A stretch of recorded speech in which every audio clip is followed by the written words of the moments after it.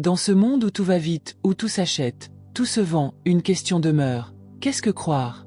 Croire en Dieu, aujourd'hui, est devenu pour beaucoup une réaction, et non une conviction. Certains se tournent vers Dieu quand tout s'effondre. Quand la vie devient trop dure, quand la douleur dépasse les mots, alors ils se rabattent vers le divin, comme une dernière bouée avant de sombrer. D'autres croient, parce qu'ils ont peur. Peur de l'inconnu, peur de la mort, peur du vide. Ils se demandent, où irai-je après? Et dans cette peur, ils deviennent les cibles faciles de ceux qui manipulent la foi pour en faire un commerce. Et puis, il y a ceux qui croient, simplement parce que tout le monde le fait. La foi devient une mode, une habitude, un simple mot qu'on répète sans en comprendre le sens. Lorsqu'un être humain fait face à une situation qui le dépasse, il a souvent trois choix. Soit il tente le tout pour le tout, prêt à tout risquer pour parvenir à ses fins.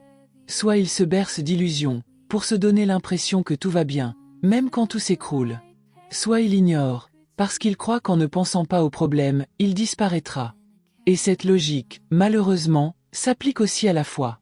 Beaucoup ne croient pas par conviction, mais par peur, par fatigue, par désespoir.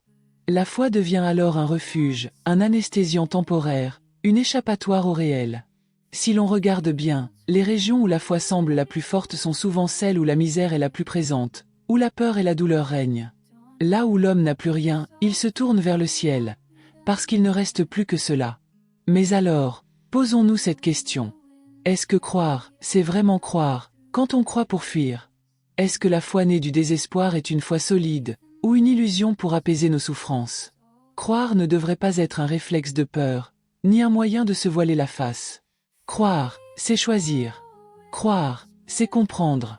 Croire, c'est savoir pourquoi l'on croit. Plusieurs grands penseurs se sont interrogés sur ce qu'est la foi.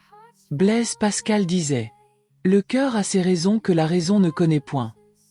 Pour lui, la foi est un élan du cœur, une expérience intérieure qui dépasse la logique. Søren Kierkegaard, philosophe danois, voyait la foi comme un saut dans l'absurde. Croire, c'est oser faire confiance là où la raison s'arrête.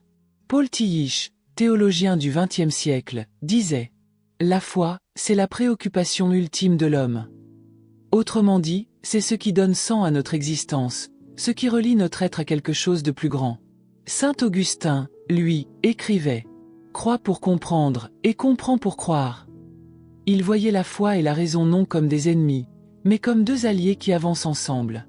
Croire ne veut pas dire se priver de réfléchir. Croire, ce n'est pas se soumettre aveuglément à des discours qui endorment la conscience. Dieu t'a donné un esprit, une intelligence, une raison. Ces dons sont là pour être utilisés, pas étouffés. Croire par conviction, c'est choisir Dieu non pas par peur de l'enfer, mais par amour du vrai, du bien, du beau. Croire, ce n'est pas suivre une foule, mais écouter cette voix intérieure qui te relie à ce qui te dépasse. Alors, avant de dire « je crois », pose-toi une question simple.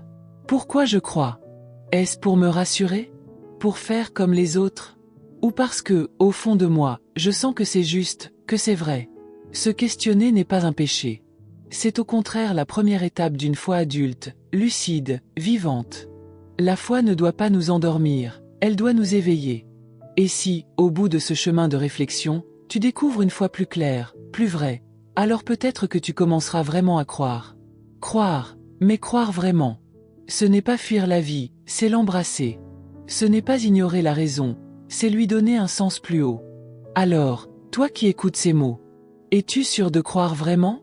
Si cette réflexion t'a parlé, laisse un like, partage et abonne-toi à la chaîne Raison de foi. À bientôt pour une nouvelle méditation.